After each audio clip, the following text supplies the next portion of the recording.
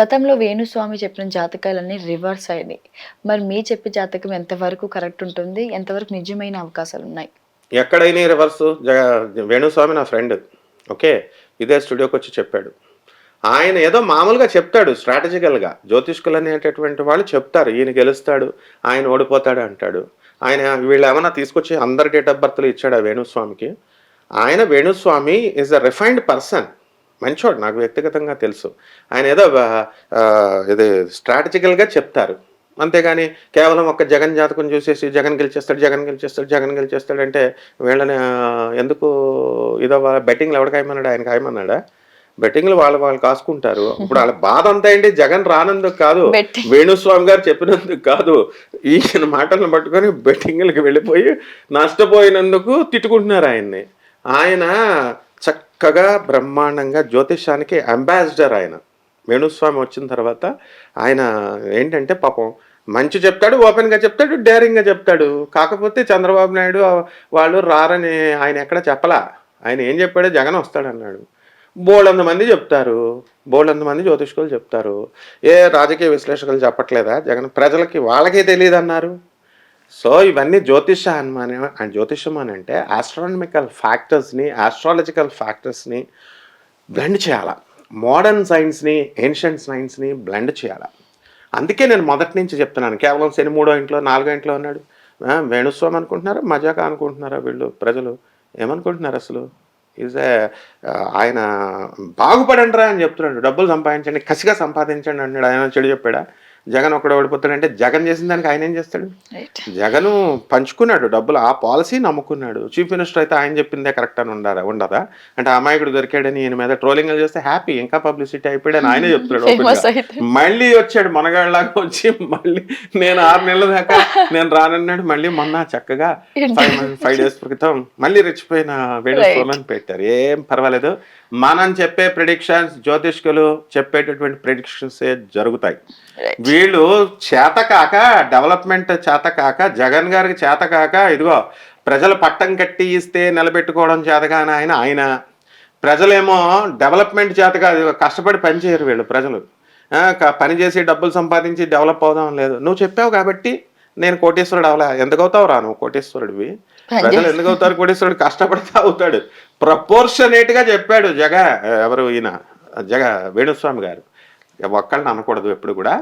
So తప్పు చెప్పాడు. నాకు నచ్చింది. ఎందుకు నేను ఈ రోజు చెప్తున్నాడు, నేను తప్పు చేశానని క్షమించండి అని చెప్పాడు చక్కగా. అది సంస్కారం అంటారు దాన్ని. అలా ప్రతి ఒక్క జ్యోతిష్కుల్లో ఒకటి రావాలి. ప్రతి ఒక్క జ్యోతిష్కులు చెప్పేది కరెక్ట్.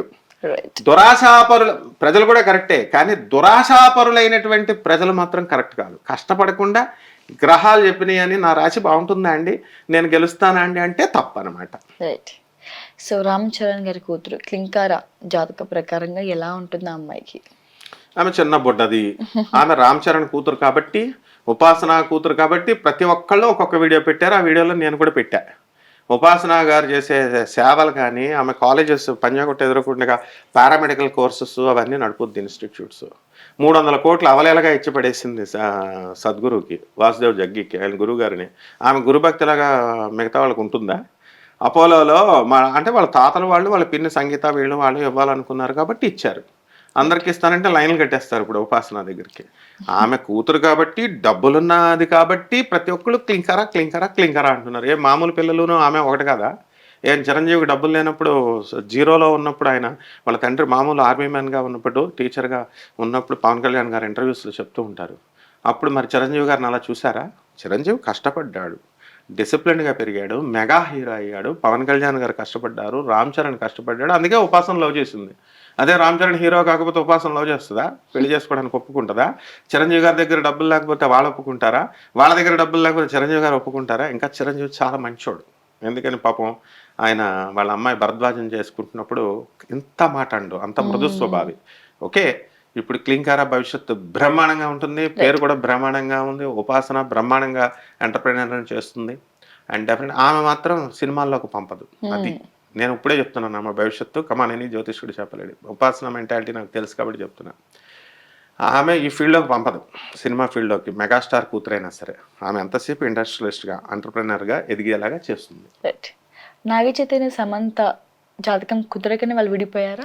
అదే చెప్తున్నా కదా, సమంత నాగ చైతన్య విడిపోవడానికి కారణము ఏ పర్సనల్ ఇష్యూస్ లేవు. నా ఇద్దరికి ఇండివిజువాలిటీలు ఎక్కువైపోయినాయి.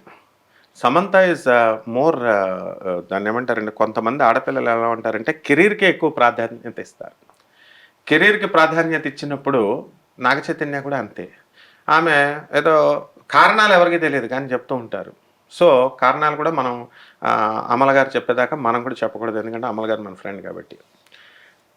సమంత వాళ్ళిద్దరు విడిపోవడానికి ఏ విధమైనటువంటి పర్సనల్ ఇష్యూస్ లేవు, ఏ విధమైన ఎలిగేషన్స్ అతని పైన కానీ ఈమె మీద కానీ లేవు. ఓన్లీ వన్ థింగ్ ఏంటంటే, కెరీర్ ఓరియంటెడ్ పర్సన్ ఆమె. ఆ కెరీర్ పరంగా ఎదగాలి అనేటటువంటి విషయాల్లో ఆమె కొంచెం తొందరపడి స్టెప్ తీసుకొని, ఆమె తనే స్టెప్పే కరెక్ట్ అనుకొని పెద్దవాళ్ళు వాళ్ళ అమ్మగారు వాళ్ళు డిసైడ్ చేసుకొని విడిపోయారు. అంతకు మించి ఏం కాదు. సమంతకి మరి మళ్ళీ పెళ్లి యోగం ఉందంటారా? ఎందుకు చేసుకోకూడదు? ఆ మనిషి కాదా, చేసుకో అంటది, తప్పే ఉంది. ఇప్పుడు మ్యారేజ్ ఇప్పుడు అలాగే ఉండిపోమని ఎలా చెప్తారు వీళ్ళు ప్రజలు? ఆమె చేసుకుంటుంది, అవసరమైనప్పుడు చేసుకుంటుంది. మొదటి నుంచి కూడా చెప్తున్నాను కదా, కెరీర్ ఓరియంటెడ్ పర్సన్ తను. కాబట్టి ఆ కెరీర్ వచ్చేదాకా వెయిట్ చేయాల్సిందే, అప్పుడు చేసుకుంటుంది ఆమె. అఖిల్కి ఏ వయసులో పెళ్ళి అవే అవకాశం ఉంటుంది? అఖిల్ ఒకడు, ప్రభాస్ ఒకడు, వీళ్ళంతా పెళ్లికి ప్రాధాన్యత ఎవరు? ఈ ఫూలిష్ ఫెలోస్ జాతకం చెప్పే వాళ్ళకి పెళ్ళే ప్రధానం వీళ్ళకి. అందుకని ఈ ఏజ్లో పెళ్లి చేసుకోలేదు, ఆ ఏజ్లో పెళ్లి చేసుకోలేదు అంటారనమాట. వీళ్ళంతా ఏంటి, అవుట్డేటెడ్ గాళ్ళు, ఎస్టర్డే బిస్కెట్స్ వీళ్ళంతా. కాబట్టి అట్లా చెప్తారు. ప్రభాస్ ఎందుకు చేసుకోడు? ఆయనకు తెలియదు ఆయన మనకలా మనిషి కాదా? రాహుల్ గాంధీ మనకలా మనిషి కాదా? లేకపోతే అఖిల్ మనకలా మనిషి కదా? వాళ్ళకి మనసు ఉండదా? వాళ్ళకి లవ్లు ఉండవా? వాళ్ళకి భావాలు ఉండవా? ఫీలింగ్స్ ఉండవా? వాళ్ళు కెరీర్కి ఎక్కువ ఇంపార్టెన్స్ ఇస్తారు. ఇప్పుడు సమంత అయినా సరే ప్రతి ఒక్కడు ఈ యొక్క వివాహానికే ఇస్తాడు అనుకోకూడదు. మ్యారేజ్ అనేది it is a part of life అంతే. అంతేగాని జీవితంలో ఒక భాగం. పాతకాలం మాటలు మాట్లాడితే ఎలా? ఇప్పుడు నా స్టూడెంట్స్ అంతా మెడికోస్ ఉన్నారు, ఇంజనీరింగ్ స్టూడెంట్స్ ఉన్నారు, నేను చూస్తున్నాను. నేను వాళ్ళని వాళ్ళు ఏమంటారు, వాళ్ళు మ్యారేజ్లు చేస్తున్నారు. మ్యారేజ్లు చేస్తే ఇండివిజువాలిటీ బాగా పెరిగిపోయింది. భర్తతో సమానంగా సంపాదననే కాదు, ఇండివిజువల్ థాట్స్ కూడా వచ్చినాయి, వాళ్ళకి బాగా పెరిగినాయి. కాబట్టి భర్త పరస్పరం ఆయన ఉద్యోగం ఆయన చేసుకోవాలి, వీళ్ళ ఉద్యోగం వీళ్ళు చేసుకోవాలా.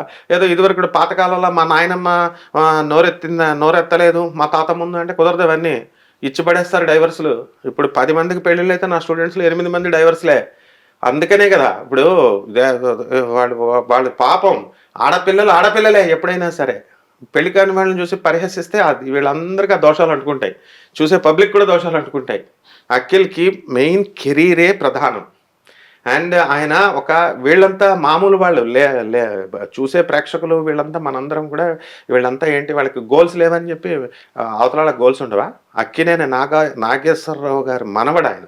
కాబట్టి ఆ పేరు ప్రతిష్టలు ముందు తెచ్చుకోవాలా, తర్వాతే ఈ తొక్కలా పెళ్ళి అనేటటువంటి ధోరణిలో అటువంటి అగ్ర హీరోలు వెళ్తారు. So that's the reason. అందుకనే సినిమా హీరోలు కానీ పొలిటీషియన్స్ కానీ వాళ్ళు పెళ్లికి ప్రాధాన్యత ఎవరు? ఏదో లేట్ అయిపోయినట్టు వీళ్ళేదో పెద్ద ఫీల్ అయిపోతూ ఉంటారు. వీళ్ళకే అవ్వట్లేదు. ఇప్పుడు అందరూ చింతకాయల ప్రసాదులు పెళ్లి కాని ప్రసాదులు అయిపోయారు. సో అఖిల్ తప్పకుండా రైట్ టైంలో చేసుకుంటాడు, అది ఏం పెద్ద ప్రాబ్లం కాదు. ఈక్వేషన్స్ ఉంటాయమ్మా, ఆస్తులు, కులాలు, స్టేటస్లు, మైండ్లు ఇవన్నీ ఉంటాయి. ఏదో మ్యారేజ్ అంటే ఏదో బుడబక్కల మ్యారేజ్ లాగా చేసుకోరు. అండ్ మామూలు వాళ్ళు ఈజీగా లవ్లు చేసి పడేస్తారు. అటువంటి ఫ్యామిలీస్లో లవ్లు ఉండవు. ఎందుకనంటే పెద్దలు, ఆస్తుల వ్యవహారాలు ఉంటాయి, కెరీర్ పరంగా బ్యాలెన్స్లు ఉంటాయి. ఇవి అవి అన్నీ చూసి నాగార్జున అన్న పిచ్చోడా, అమల అన్న పిచ్చిదా? మోస్ట్ స్ట్రిక్ట్ నాగార్జున కంటే అమల. నాకు తెలుసు అమలతో ఇంటరాక్షన్. నాకు ఇప్పుడు కాదు, 25 సంవత్సరాలు బ్రూక్రాస్. మా కుమారి మా వాళ్ళంతా ఆఫీసులో పనిచేసే వాళ్ళనే అంత స్ట్రిక్ట్గా వాళ్ళ అమ్మనే తిట్టిపడేస్తుంది ఆమె. ఏమాత్రం కనుక చిన్న పేపర్ పెడితే, అమలగారి విషయంలో నేను ఒకటి చెప్తాను. బ్లూ క్రాస్లో ఒక చిన్న పేపర్ పడింది, కారు దిగింది అమలగారు, దిగి చిన్న పేపర్ ఉంటే మనమైతే ఆ పేపర్ తీసి స్వీపర్ని పిలిచి అది ఎత్తు, క్లీనర్ని పిలిచి అది ఎత్తు అంటాం. కానీ అమల స్వయంగా వెళ్ళి ఆ పేపర్ తీసి డస్ట్బిన్లో వేసి చూసి నవ్వుద్ది. అంటే we should learn from her. అలాగే ఎక్కడ కూడా వీధి వాడల్లో ఈ కాన్ఫరెన్సెస్కి మీటింగ్స్కి వచ్చేది కాదు.